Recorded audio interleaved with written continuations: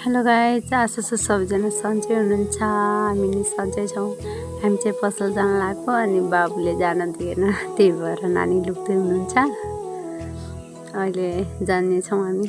भाग्नु भयो नानी, म नि हिँड्दैछु, मेरो छोरा नि भाग्दैछ।